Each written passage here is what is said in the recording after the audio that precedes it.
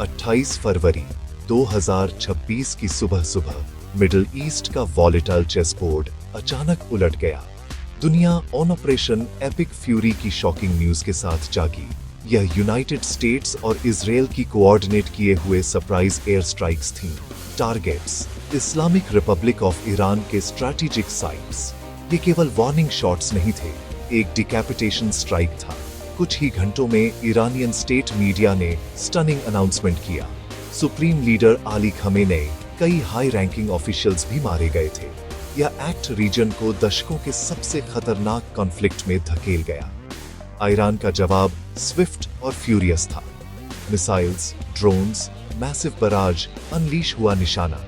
Israel, American military bases, allied Nations, पूरे reason में middle east का आसमान एक टेरिफाइंग बैटल ग्राउंड बन गया।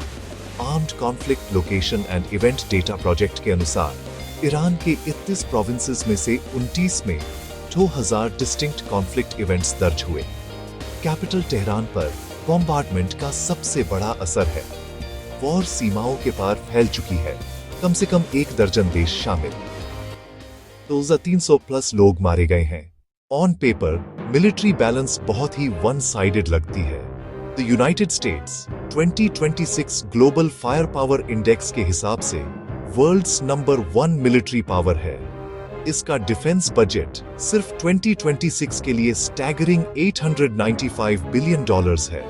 11 एक्टिव एयरक्राफ्ट कैरियर्स के साथ यूएस नेवी दुनिया के किसी भी कोने में ओवरवेलमिंग एयर पावर प्रोजेक्ट कर सकती है। 70 एडवांस्ड सबमरीन्स का एक फ्लीट स्टेल्थ ऑपरेशंस के लिए अनमैच्ड कैपेबिलिटीज देता है इस हाई स्टेक्स अरीना में। इजराइल एक रीजनल सुपर पावर है। अपने छोटे आकार के बावजूद ग्लोबली 15th रैंक पर है। इसकी टेक्नोलॉजिकल प्रावेस, बैटलफील्ड एक्सपीरियंस और highly trained personnel Israel defence forces को प्लैनेट की सबसे इफेक्टिव फाइटिंग फोर्सेस में से एक बनाते हैं। आईडीएफ ने मौजूदा कॉन्फ्लिक्ट में पहले ही सिग्निफिकेंट सक्सेसेस हासिल किए हैं। पहले 24 घंटों के भीतर ईरान के बड़े हिस्सों पर एयर सुपीरियॉरिटी हासिल करने की रिपोर्ट दी है। इन 2 मिलिट्री जायंट्स के बीच घिरा है ईरान, जो ग्लोबली 16th रैंक पर इजराइल से ठीक पीछे है। ईरान में हाई एंड कन्वेंशनल टेक्नोलॉजी की कमी है, जिसकी भरपाई वह स्ट्रैटेजिक डेप्थ से करने की कोशिश करता है। युद्ध से पहले यूएस इंटेलिजेंस का अनुमान था कि ईरान के पास मिडिल ईस्ट में सबसे बड़ी बैलिस्टिक मिसाइल इन्वेंट्री थी, जिसमें वेरिंग रेंजेस के 3000 से ज्यादा मिसाइल्स थे। जब ग्लोबल मिलिट्री पावर को देखते हैं तो यूनाइटेड स्टेट्स अपनी एक अलग ही कैटेगरी में है। ये एक आर्मी वाला नेशन कम और एक ग्लोबल मिलिट्री एम्पायर ज्यादा है। 2026 के डिफेंस बजट के साथ, जो लगभग 825 बिलियन के एस्ट्रोनॉमिकल फिगर तक पहुंच रहा है, यूएस अपने मिलिट्री पर अगले 10 देशों के कुल खर्च से ज्यादा खर्च करता है। ये कोलोसल फाइनेंशियल इन्वेस्टमेंट एक ऐसी फोर्स में बदल जाती है जो साइज, टेक्नोलॉजिकल सोफिस्टिकेशन और ग्लोबल रीच में अनमैच्ड है। इस पावर प्रोजेक्शन कैपेबिलिटी का कोर यूएस नेवी के पास है, जो 11 nuclear powered aircraft carrier operate करती है। हर कैरियर एक तैरता हुआ सॉवरेन एयरबेस है, जो अमेरिकन किनारों से हजारों मील दूर टारगेट्स पर स्ट्राइक करने के लिए फाइटर जेट्स की वेव्स लॉन्च करने में कैपेबल है। इस नेवल डोमिनेंस को एक फॉर्मिडेबल सबमरीन फ्लीट और मजबूत करती है। यूएस नेवी 70 सबमरीन्स की एक फोर्स कमांड करती है, यूएस एयर फोर्स। इस बीच वर्ल्ड की सबसे बड़ी और most technologically advanced air arm है। ये एयरक्राफ्ट्स की एक विशाल एयरफील्ड करती है। US army highly trained soldiers की एक एक्टिव फोर्स मेंटेन करती है, जिसे लगभग 40 advanced M1 Abrams man battle tanks के आर्सेनल से सपोर्ट मिलता है। 2026 के कॉन्फ्लिक्ट में इसे 2 full aircraft carrier strike groups और 100 से ज्यादा एडिशनल फाइटर जेट्स के मिडिल ईस्ट में रैपिड डिप्लॉयमेंट से दिखाया गया है। जहां यूनाइटेड स्टेट्स जबरदस्त स्केल प्रोवाइड करता है, वहीं इजराइल कोalition में टेक्नोलॉजिकल इनोवेशन और बैटल हार्डन्ड एक्सपीरियंस की एक रेजर शार्प एज लाता है। इसकी स्ट्रेंथ सिर्फ नंबर से नहीं आती, बल्कि सुपीरियर ट्रेनिंग, एडवांस डोमेस्टिक और इंपोर्टेड टेक्नोलॉजी के कॉम्बिनेशन से आती है। इजरायली एयरफोर्स इजराइल की मिलिट्री पावर का सेंटर पीस है और पावर प्रोजेक्शन के लिए इसका प्राइमरी टूल है। ये कुछ सबसे advanced American made aircraft operate करता है, जिसमें F-35I एडिर के स्क्वाड्रंस शामिल हैं, जो स्टेल्थ फाइटर का एक कस्टमाइज्ड वर्जन है। ऑपरेशन एपिक फ्यूरी के शुरुआती घंटों में IAF ने अपने स्टेल्थ एयरक्राफ्ट और सोफिस्टिकेटेड इलेक्ट्रॉनिक वॉरफेयर कैपेबिलिटीज का फायदा उठाते हुए रिपोर्टेडली 24 घंटों के भीतर ईरान के की एरियाज पर एयर सुपीरियरिटी हासिल कर ली। उन्होंने 100 से अधिक एयर डिफेंस सिस्टम्स को नष्ट करके और 120 रेडार और डिटेक्शन साइट्स को नष्ट करके ईरान के डिफेंसिव पोस्चर को सिस्टमैटिकली डिसमेंटल कर दिया। अपनी कन्वेंशनल फोर्सेस के अलावा इजराइल के पास एक multi layered missile defence system है, जो आर्ग्यूएबली दुनिया में सबसे एडवांस्ड है। ये डिफेंसिव शील्ड क्रिटिकल है क्योंकि ये इजराइल को ईरान और उसके प्रॉक्साइज से इनेविटेबल रिटेलिएटरी स्ट्राइक्स का सामना करने की अनुमति देता है। ऑफेंसिव प्रिसिजन, डिफेंसिव रेजिलियंस और अनपैरेलल्ड इंटेलिजेंस का यह कॉम्बिनेशन इजराइल को कॉन्फ्लिक्ट में एक फोर्स मल्टीप्लायर बनाता है। दुनिया की अकेली महाशक्ति और क्षेत्र की सबसे एडवांस्ड मिलिट्री की कंबाइंड पावर का सामना करते हुए ईरान, जो ग्लोबली 16वें स्थान पर है, ईरान एक कन्वेंशनल सिमेट्रिकल कॉन्फ्लिक्ट में कम्पीट नहीं कर सकता। इसका मिलिट्री डॉक्ट्रिन बड़ी जनसंख्या का लेवरेज करता है, भौगोलिक आकार का लेवरेज करता है। The Islamic revolutionary guard core, the IRGC, एक पैरेलल मिलिट्री फोर्स जो क्लेरिकल एस्टैब्लिशमेंट के प्रति फियर्सली लॉयल है। ये स्ट्रैटेजी का प्राइमरी इंस्ट्रूमेंट है, ईरान की डिटरेंट पावर का कॉर्नरस्टोन इसका बैलिस्टिक मिसाइल आर्सेनल रहा है। 2026 के युद्ध से पहले US इंटेलिजेंस ने कंफर्म किया था, ईरान के पास मिडल ईस्ट में बैलिस्टिक मिसाइल्स का सबसे बड़ा और सबसे डाइवर्स इन्वेंट्री था, जिनकी संख्या 3000 से ज्यादा थी। शॉर्ट रेंज मिसाइल्स, गल्फ में US बेसिस को हिट करने में सक्षम मीडियम रेंज मिसाइल्स इजराइल तक पहुंच सकते हैं। ये हथियार हमेशा प्रिसाइज नहीं होते, लेकिन एनिमी एयर डिफेंसेस को सैचुरेट करने के लिए ओवरवेलमिंग साल्वोस में लॉन्च किए जाते हैं। मिसाइल्स के अलावा ईरान ने प्रॉक्सी वॉरफेयर की आर्ट में महारत हासिल कर ली है। लेबनान, सीरिया, इराक, येमेन इन प्रॉक्सीज से इन्फ्लुएंस पड़ता है और एक स्ट्रेटेजिक बफर बनता है। लेबनान में हिजबुल्लाह के पास हजारों रॉकेट्स और मिसाइल्स हैं, जो इजराइल के खिलाफ एक नॉर्दर्न फ्रंट बनाते हैं। अंत में ईरान अपनी स्ट्रेटेजिक जियोग्राफी का लेवरेज करता है, खासकर स्ट्रेट ऑफ हॉर्मूज पर अपने नियंत्रण का, इस वाइटल चोक पॉइंट को बंद करने की धमकी देकर, जिससे दुनिया की तेल सप्लाई का 5वां हिस्सा गुजरता है। मॉडर्न वॉरफेयर में एयर पावर एक डिसाइसिव फैक्टर है और fighter jet tip of the spear है। आसमान को कंट्रोल करने की एबिलिटी, एयर सुपीरियरिटी अचीव करने की एबिलिटी। 2026 के कॉन्फ्लिक्ट में US इजरायली कोएलिशन और ईरान के बीच एरियल कैपेबिलिटीज में अंतर शायद सबसे ज्यादा इंपॉर्टेंट है। यूनाइटेड स्टेट्स और इजराइल 5th जनरेशन के स्टील्थ एयरक्राफ्ट यूज करते हैं, ऐसे प्लेटफॉर्म्स जो दुश्मन के रडार के लिए लगभग इनविजिबल होने के लिए डिजाइन किए गए हैं। अमेरिकन और Israeli air forces qualitative superiority के सिद्धांत पर बनी है, जो एडवांस्ड एवियोनिक्स, सुपीरियर सेंसर्स और नेटवर्क्ड वॉरफेयर कैपेबिलिटीज पर डिपेंड करती है। उनके पायलट हजारों घंटों की कठोर ट्रेनिंग से गुजरते हैं, अक्सर पीयर एडवर्सरीज के खिलाफ। रियलिस्टिक कॉम्बैट सिमुलेशन में यह टेक्नोलॉजिक और ट्रेनिंग सुप्रीमेसी एक फोर्स मल्टीप्लायर इफेक्ट पैदा करती है, जहां एक एडवांस्ड फाइटर एक दर्जन पुराने कम सोफिस्टिकेटेड एयरक्राफ्ट से ज्यादा इफेक्टिव हो सकता है। दूसरी ओर ईरान एक ऐसी एयर फोर्स ऑपरेट करता है जो लार्जली 20th सेंचुरी का म्यूजियम है। इसका फ्लीट 1979 की क्रांति से पहले खरीदे गए पुराने अमेरिकन एयरक्राफ्ट का एक पैचवर्क है। हालांकि ईरानी इंजीनियर्स ने इन विंटेज प्लेन्स को उड़ाने और उन्हें डोमेस्टिक कंपोनेंट के साथ अपग्रेड करने में रिमार्केबल इंजेन्युइटी दिखाई है। वे अपने एडवर्सीज से जनरेशन पीछे हैं। ईरान के फाइटर पायलट अपनी करेज के बावजूद लगभग एक इनसरमाउंटेबल हैंडीकैप के साथ आसमान में भेजे जाते हैं। एयर पावर की एब्सोल्यूट पिनिकल पर है अमेरिकन F-22 रैप्टर, जिसे एक प्योर एयर सुपीरियरिटी फाइटर के तौर पर डिजाइन किया गया है। F-22 अनप्रेसिडेंटेड स्टेल्थ, स्पीड और एजिलिटी को कंबाइन करता है। ये आसमान में एक गोस्ट है जो दुश्मन के एयरक्राफ्ट को खुद डिटेक्ट होने से बहुत पहले ही डिटेक्ट और एंगेज कर सकता है। 2026 की वॉर में यूएस बेसिस से उड़ने वाले F-22s, जो अब इजराइल में डिप्लॉय हैं, को एक क्रिटिकल मिशन सौंपा गया है। किसी भी पोटेंशियल ईरानियन एरियल थ्रेट से आसमान को साफ करना।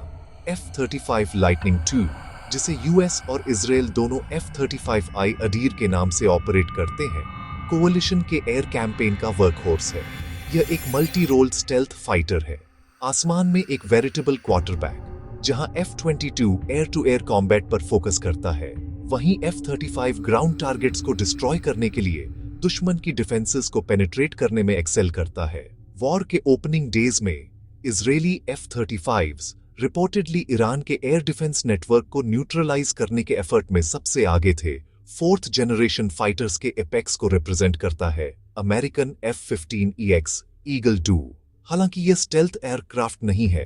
F-15EX एक फॉर्मिडेबल वेपन्स ट्रक है, हालांकि ट्रेडिशनल सेंस में फाइटर जेट नहीं है। B-2 स्पिरिट स्टेल्थ बॉम्बर को इसके गेम चेंजिंग इम्पैक्ट के लिए इंक्लूड करना ही होगा।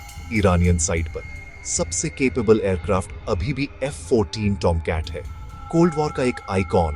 F-14 अपने समय में एक पावरफुल इंटरसेप्टर था। लहरों के नीचे एक अलग तरह की जंग लड़ी जा रही है, एक ऐसी जंग जिसमें स्टेल्थ, पेशेंस और अचानक अनदेखी लिथैलिटी है यूनाइटेड स्टेट्स के लिए। उसकी सबमरीन फोर्स उसकी ग्लोबल मिलिट्री डोमिनेंस का एक पिलर है।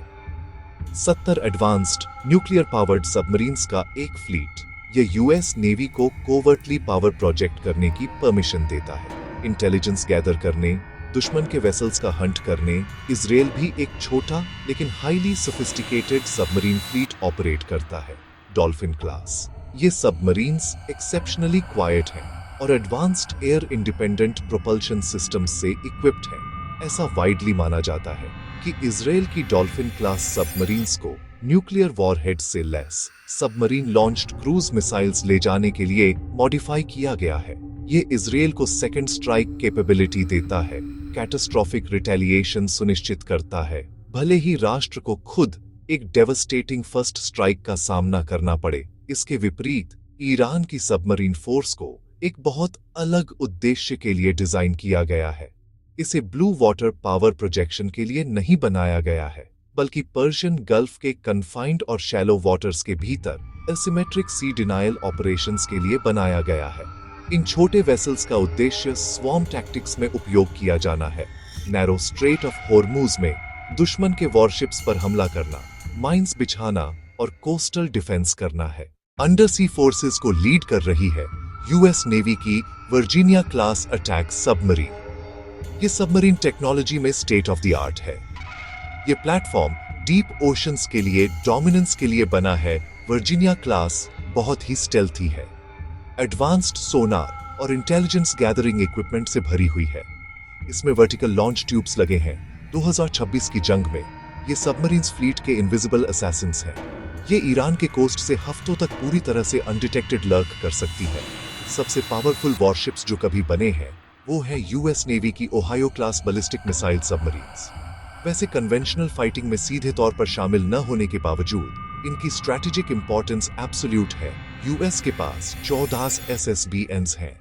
हर एक में 20 ट्राइडेंट 2D5 बैलिस्टिक मिसाइल्स तक होते हैं, जिनमें से हर एक में मल्टीपल न्यूक्लियर वॉरहेड्स हो सकते हैं। ये सबमरीन्स अमेरिकन सिक्योरिटी की अल्टीमेट गारंटर है, जो एक unstoppable second strike capability provide करती है। इजराइल की dolphin II class submarines IDF के आर्सेनल में सबसे स्ट्रैटेजिक एसेट है। ये German built diesel electric submarines हैं। इनमें advanced air independent propulsion system है। ईरानियन साइड पर सबसे capable submarine Russian made kilo class है। वेस्ट में इसे इसकी क्वाइटनेस के लिए ब्लैक होल कहा जाता है जब ये बैटरी पावर पर चलती है। फाइनली ईरान की गदीर क्लास मिडजेट सबमरीन उसकी एसिमेट्रिक नेवल स्ट्रैटेजी को रिप्रेजेंट करती है। ये छोटी डोमेस्टिकली प्रोड्यूस्ड सबमरीन्स हैं। सरफेस फ्लीट किसी भी देश की नौसेना की पावर का सबसे विजिबल सिंबल है, जो सी लेन्स को कंट्रोल कर सकती है, फोर्स प्रोजेक्ट कर सकती है और पूरी दुनिया में नेशनल इंटरेस्ट्स को डिफेंड कर सकती है। यूएस नेवी ऐसे स्केल पर ऑपरेट करती है जिसका कोई हिस्टोरिकल प्रेसिडेंट नहीं है। इसकी सरफेस पावर का हार्ट है। Aircraft carrier strike group centre में एक निमिट्स या Ford class nuclear powered carrier होता है, एक सेल्फ कंटेन्ड मिलिट्री फोर्स जिसमें ज्यादातर देशों से ज्यादा एयर पावर होती है।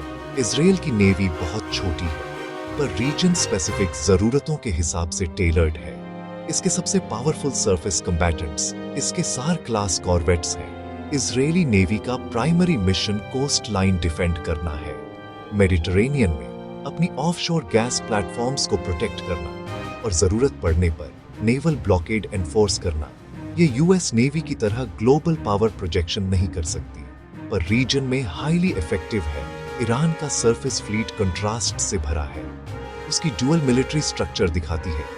रेगुलर ईरानियन नेवी आर्टेश कुछ ही एजिंग फ्रिगेट्स ऑपरेट करती है। असली थ्रेट आईआरजीसी नेवी IRGCN से आता है। IRGCN हजारों छोटे तेज heavily armed speed boats operate करती है। उनकी डॉक्ट्रिन स्वॉर्म टैक्टिक्स पर आधारित है। पर्शियन गल्फ के कन्फाइंड वाटर्स में dozens of small boats multiple direction से अटैक कर सकती हैं। समुद्र का अनडिस्प्यूटेड टाइटन है यूएस नेवी का Gerald R Ford class aircraft carrier. दुनिया का सबसे नया और सबसे एडवांस्ड एयरक्राफ्ट कैरियर होने के नाते यह नेवल पावर में एक जनरेशनल लीप को रिप्रेजेंट करता है। यह प्रीसीडिंग निमिट्स क्लास से 30% ज्यादा सॉर्टीज जनरेट कर सकता है, thanks to its electromagnetic aircraft launch system EMALS और एडवांस्ड वेपन्स एलिवेटर्स। एक अकेला फोर्ड क्लास कैरियर जैसे कि यूएसएस जेरल्ड आर फोर्ड खुद रीजन में डिप्लॉयड है। पूरे ऑपरेशन के लिए एक मोबाइल कमांड सेंटर और प्राइमरी स्ट्राइक प्लेटफॉर्म के रूप में काम करता है। कैरियर को Ticonderoga class guided missile cruiser protect करता है। ये शिप्स पूरे स्ट्राइक ग्रुप के लिए एयर डिफेंस कमांडर के रूप में काम करते हैं। पावरफुल SPY-1 रेडार और मिसाइल्स के लिए 120 से ज्यादा वर्टिकल लॉन्च सेल्स से लैस एक अकेला टाइकोंडरोगा सी स्किमिंग क्रूज मिसाइल से लेकर हाई एल्टीट्यूड बैलिस्टिक मिसाइल्स तक कई तरह के थ्रेट्स को ट्रैक और एंगेज कर सकता है। 2026 की लड़ाई में उनकी भूमिका कैरियर के चारों ओर एक इम्पेनेट्रेबल शील्ड बनाने की है। कॉन्फ्लिक्ट में सबसे वर्सेटाइल सरफेस वॉरशिप है यूएस नेवी का Arleigh Burke class guided missile destroyer. ये शिप्स फ्लीट के वर्क हॉर्सेस हैं। Anti air warfare, anti submarine warfare और लैंड अटैक क्रूजर्स की तरह वे एजिस सिस्टम से लैस हैं, लेकिन वे पोटेंट ऑफेंसिव प्लेटफॉर्म्स भी हैं। दर्जनों टॉमाहॉक क्रूज मिसाइल्स हर डिस्ट्रॉयर पर कैरी किए जाते हैं। वे मल्टी मिशन प्लेटफॉर्म्स हैं जो डिफेंस इन डेप्थ और long range precision strike capability दोनों प्रदान करते हैं, जिससे वे कैंपेन के लिए इंडिस्पेंसिबल हो जाते हैं। इजरायली नेवी की टेक्नोलॉजिकल एज को रिप्रेजेंट करता है सार 6 क्लास कॉर्वेट। यूएस डिस्ट्रॉयर की तुलना में छोटा होने के बावजूद यह वॉरशिप दुनिया में अपने साइज के सबसे डेंसली आर्म्ड और डिफेंडेड शिप्स में से एक है। फाइनली, जबकि यह एक सिंगल शिप नहीं है, IRGC नेवी का फास्ट अटैक क्राफ्ट का फ्लीट ईरान का प्राइमरी नेवल थ्रेट को रिप्रेजेंट करता है। उनका गोल एक फेयर फाइट जीतना नहीं है, बल्कि डेथ बाय 1000 कट्स को इन्फ्लिक्ट करना है। शेयर नंबर्स के माध्यम से एक मेजर वॉरशिप को डिसेबल या सिंक करना है। मॉडर्न वॉरफेयर में दुश्मन पर सैकड़ों या हजारों किलोमीटर दूर से हमला करने की एबिलिटी एक डिफाइनिंग स्ट्रैटेजिक एडवांटेज है ईरान के लिए, जिसके पास मॉडर्न एयर फोर्स नहीं है। ये कैपेबिलिटी सिर्फ एक एडवांटेज नहीं है, ये उसकी मिलिट्री डॉक्ट्रिन का बेस है। कई डेकेड्स से तेहरान ने बहुत इन्वेस्ट किया है बैलिस्टिक मिसाइलें, क्रूज मिसाइलें, ड्रोन्स।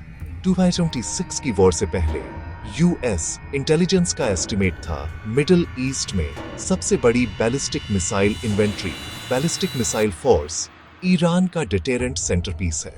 वे हाई आर्क ट्रैजेक्टरी पर उड़ते हैं, इन्हें इंटरसेप्ट करना मुश्किल है।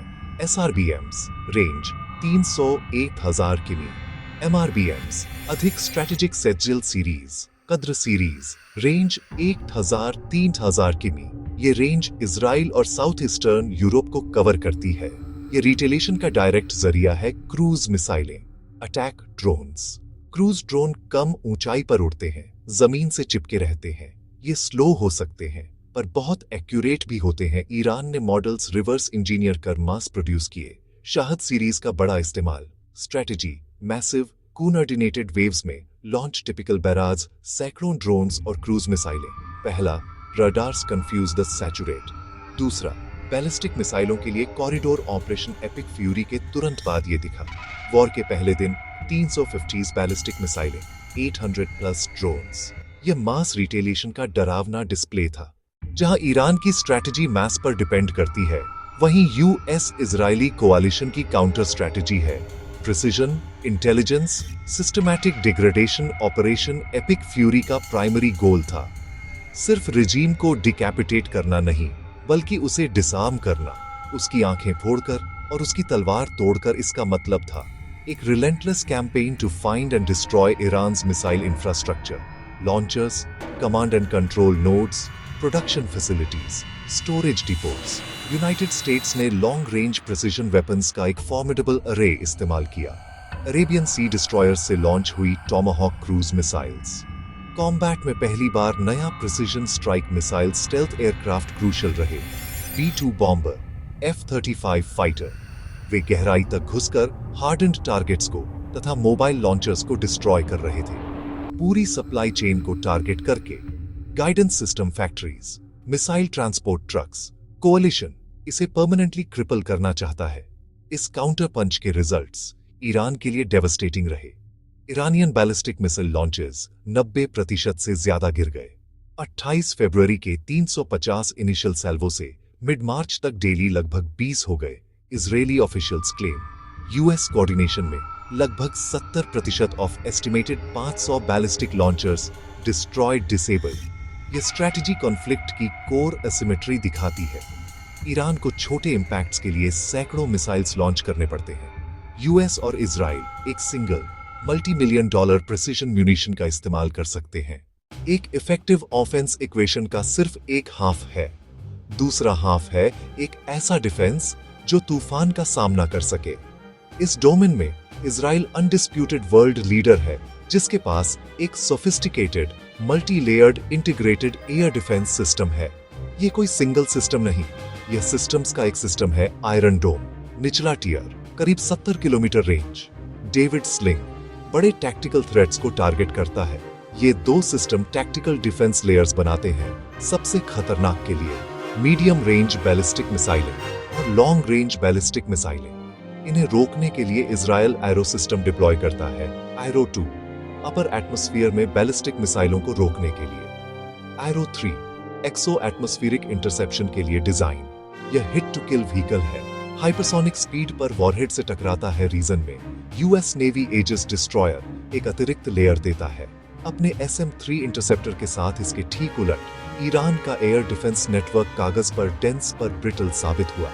यह S-200 सिस्टम है, यह S-300 सिस्टम है और घरेलू बावर 373 वेरिएंट भी, लेकिन पहले घंटों में इसे सिस्टमेटिकली ब्लाइंड और डिसमेंटल कर दिया गया। यूएस और इजरायली स्टेल्थ एयरक्राफ्ट ने पहले रडार और डिटेक्शन सिस्टम्स को टारगेट किया।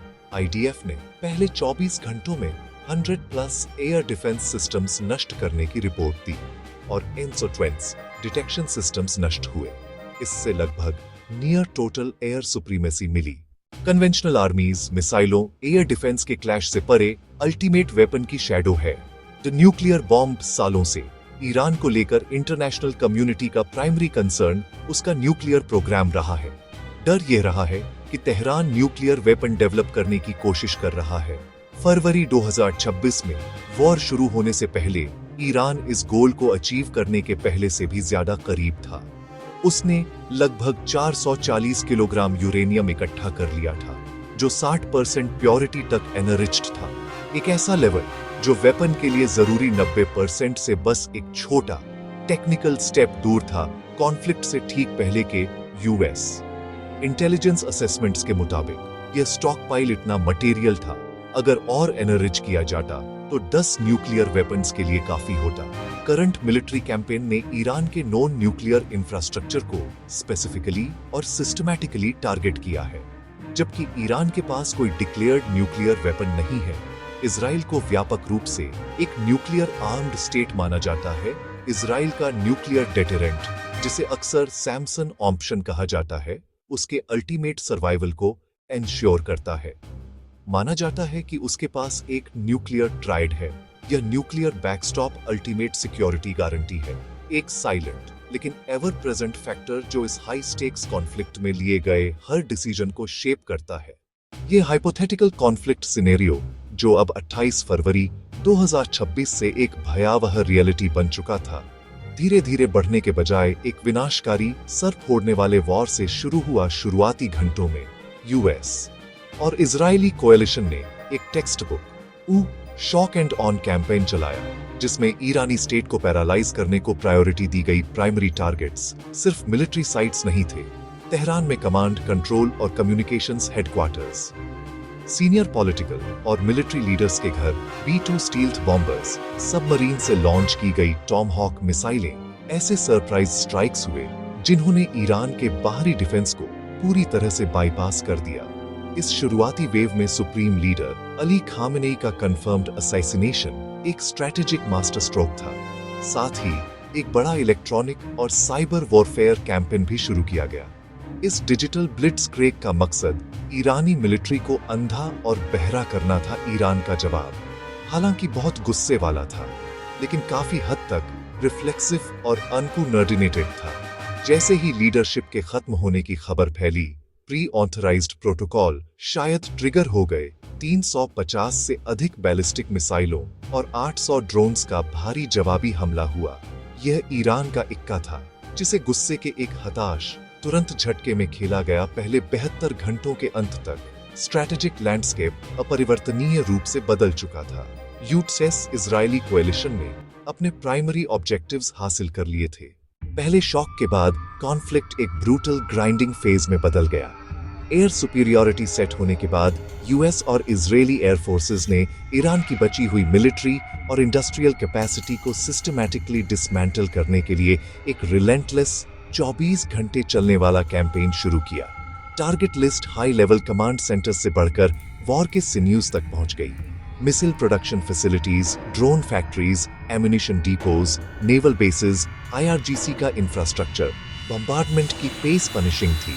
Armed conflict location and event data project के हिसाब से 31 में से 29 प्रोविंसेस में लगभग 2000 डिस्टिंक्ट स्ट्राइक इवेंट्स हुए। ईरान के लिए यह फेज सर्वाइवल के लिए एक डेस्परेट स्ट्रगल बन गया। उसकी सेंट्रलाइज्ड कमांड टूटने के बाद मिलिट्री ऑपरेशंस शायद रीजनल आईआरजीसी कमांडर्स के पास चली गई। Focus large scale retaliatory strikes से एसिमेट्रिक टैक्टिक्स पर चला गया। स्पेशल फोर्सेस और आईआरजीसी यूनिट्स कोआलिशन ग्राउंड एसेट्स पर एम्बुशेस करने की कोशिश करेंगे।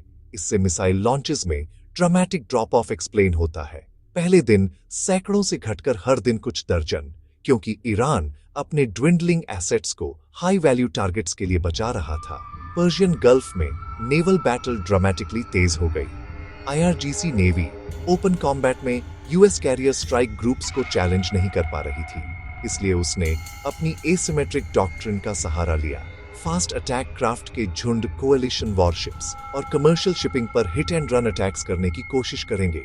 Midget submarines critical strait of Hormuz में माइंस बिछाने की कोशिश करेंगी। गल्फ का पानी एक lethal cat and mouse game बन जाएगा, जिसमें यूएस सी लेन्स को ओपन रखने की कोशिश करेगा, जबकि ईरान उन्हें बंद करने की डेस्परेट कोशिश करेगा। जैसे ही ईरान में डायरेक्ट कॉन्फ्लिक्ट आधा महीने से ज्यादा चला, वॉर धीरे धीरे अपने बॉर्डर्स के पार फैलने लगी, जिससे रीजन के कई फ्लैश पॉइंट्स जल उठे। ईरान का प्रॉक्सीज नेटवर्क एक्टिवेट हो गया। लेबनान में हिजबुल्लाह एक दूसरा फ्रंट खोलेगा। इराक और सीरिया में मिलिशिया यूएस बेसिस पर अटैक्स बढ़ाएंगे। इकोनॉमिक कॉन्सिक्वेंसेस तेजी से फैलेंगे। स्ट्रेट ऑफ हॉर्मुज को बंद करने की कोशिशें, अगर यह पार्शियली भी सफल हुआ तो एनर्जी प्राइसेस आसमान छूने लगेंगे। यह एक ग्लोबल एनर्जी क्राइसिस और सीवियर रिसेशन ट्रिगर करेगा। ग्लोबल सप्लाई चेन्स में अफरा तफरी मच जाएगी। पॉलिटिकल प्रेशर यूबॉन्टेस और उसके अलाइज पर तेजी से बढ़ेगा। यह रीजनल एस्केलेशन एक स्ट्रैटेजिक मिसकैलकुलेशन का बड़ा रिस्क प्रेजेंट करता है। हिजबुल्लाह से एक मिसाइल गलती से किसी सेंसिटिव टारगेट पर हिट करना, गल्फ में एक यूएस वॉरशिप का बुरी तरह डैमेज होना, ये सब एक अनकंट्रोलेबल एस्केलेटरी स्पाइरल को ट्रिगर कर सकते हैं। यह फेज एक रेस अगेंस्ट टाइम बन जाता है। यूएस इजरायली कोलिशन का गोल, ईरान की मिलिट्री कैपेबिलिटी का कंप्लीट इरिवर्सिबल कोलैप्स हासिल करना, ईरान और उसके प्रॉक्सीज का गोल, टिकना, ज्यादा दर्द देना और इंटरनेशनल कम्युनिटी को सीज फायर के लिए मजबूर करना। यह दिखाता है कि ओवरवेलमिंग मिलिट्री सुपीरियरिटी के साथ भी जीत की कोई गारंटी नहीं है। जैसे ही 2025 की वॉर की धूल बैठने लगती है, मिलिट्री पावर का एक फाइनल स्टार्क कंपैरिजन दिखता है। प्रोफाउंड एसिमेट्री से डिफाइन हुआ था। यूनाइटेड स्टेट्स इस वॉर में अनडिस्प्यूटेड ग्लोबल मिलिट्री हेजिमोन के तौर पर एंटर हुआ था, एक ऐसी पोजीशन जिसे उसने अनइक्विवोकली मेंटेन किया है। ओशियन के पार ओवरवेलमिंग फोर्स प्रोजेक्ट करने की उसकी ability, 2 carrier strike groups, hundreds of advanced aircraft, जिसने इनिशियल डिकैपिटेशन और डिसआर्ममेंट कैंपेन को डेवस्टेटिंग प्रिसीजन से एग्जीक्यूट करने को अनुमति दी। Israel, regional super power, American military machine के लिए परफेक्ट फोर्स मल्टीप्लायर साबित हुआ। Technological sophistication, operational agility, unparalleled intelligence, Israel की एयर फोर्स का एयर डिफेंस सप्रेशन कैंपेन का masterful execution, Iron Dome, Arrow 3 Iran की रिटेलिएटरी फ्यूरी का सामना करना, अमेरिका का स्लेज हैमर और इजराइल का स्कैल्पेल, प्रिसिजन को जोड़ते हुए ईरान एसिमेट्रिक कंटेंडर के रूप में एंटर हुआ। पोस्चर, परसिस्टेंस, पेन, उसने अपने मैसिव मिसाइल आर्सेनल को अपनी प्राइमरी तलवार के रूप में इस्तेमाल किया। शुरुआती घंटों में उसकी प्रतिक्रिया की क्रूरता चौंकाने वाली थी, लेकिन वॉर ने इस डॉक्ट्रिन की लिमिट्स को क्रूरता से उजागर किया है। ईरान की मिसाइल कैपेसिटी, जो पेपर पर फॉर्मिडेबल थी, डेसिमेटेड हो गई है। उसके एयर डिफेंस ब्रिटल साबित हुए और उसकी कन्वेंशनल फोर्सेस बड़े पैमाने पर इररिलेवेंट रहीं। फाइनल टैली U.S इजरायली कोalition के लिए एक क्लियर मिलिट्री विक्ट्री दिखाती है। उन्होंने हासिल किए ईरानी शासन का डिकैपिटेशन, एयर सुप्रीमेसी की स्थापना और न्यूक्लियर और बैलिस्टिक मिसाइल प्रोग्राम्स का नियर टोटल डिस्ट्रक्शन। ईरान की कन्वेंशनल या स्ट्रेटेजिक वॉरफेयर लड़ने की कैपेसिटी शैटर्ड हो गई है, शायद दशकों पीछे चली गई है। हालांकि यह मिलिट्री वर्डिक्ट कहानी का अंत नहीं है। इस विक्ट्री की ट्रू कॉस्ट सिर्फ नष्ट हुए हार्डवेयर में नहीं मापी जाती, बल्कि उस वॉलेटाइल नई रियलिटी में मापी जाती है जो बनाई गई है।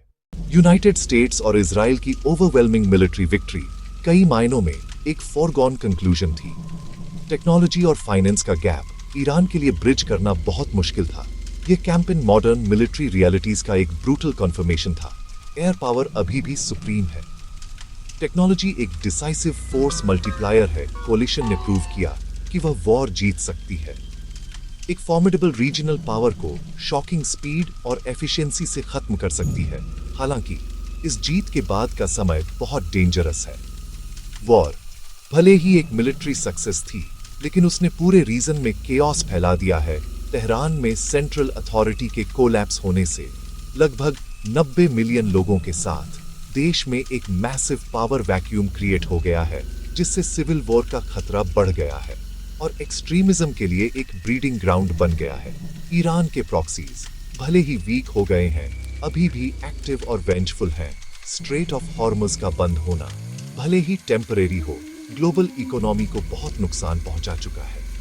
यह कॉस्ट आखिरी बम गिरने के बहुत बाद तक महसूस की जाएगी। यह कॉन्फ्लिक्ट एक टाइमलेस लेसन बताता है। वॉर जीतना पीस जीतने जैसा नहीं है। यूनाइटेड स्टेट्स और इजराइल ने इमेंस डिस्ट्रक्टिव पावर दिखाई, लेकिन क्या उन्होंने एक ज्यादा स्टेबल और सिक्योर मिडिल ईस्ट का अपना अल्टीमेट पॉलिटिकल ऑब्जेक्टिव हासिल कर लिया है? ईरानी स्टेट का सिस्टमैटिक डिस्ट्रक्शन एक एडवर्सरी को हटा सकता है, लेकिन इसने एक फ्रैजाइल रीजनल इक्विलिब्रियम को भी तोड़ दिया है। लॉन्ग टर्म कॉन्सिक्वेंसेस, एक potential humanitarian catastrophe, regional instability में एक उछाल और लाखों लोगों की एंड्यूरिंग एनिमोसिटी। आखिर में यह कॉन्फ्लिक्ट एक सोबरिंग कॉशनरी टेल के रूप में काम करता है। यह दिखाता है कि कैसे ओवरवेलमिंग मिलिट्री सुपीरियरिटी शानदार टैक्टिकल और ऑपरेशनल विक्ट्रीज दे सकती है, लेकिन ऐसे स्ट्रेटेजिक डिलेमास क्रिएट कर सकती है जिनका कोई आसान सॉल्यूशन नहीं है। बैटलफील्ड शांत हो सकता है, लेकिन इस वॉर की एकोस एक जनरेशन तक गूंजेंगी। दुनिया ने देखा है कि क्या होता है जब अमेरिकन मिलिट्री माइट की इरेजिस्टिबल फोर्स एक रीजनल पावर के डिफाइंट पोस्चर से मिलती है। रिजल्ट एक टूटा हुआ स्टेट, एक डिस्टेबलाइज्ड रीजन और एक गहरी अनसर्टेनिटी कि आगे क्या होगा। मिलिट्री क्वेश्चन का जवाब मिल गया है, लेकिन पॉलिटिकल और ह्यूमन क्वेश्चंस अभी शुरू ही हुए हैं।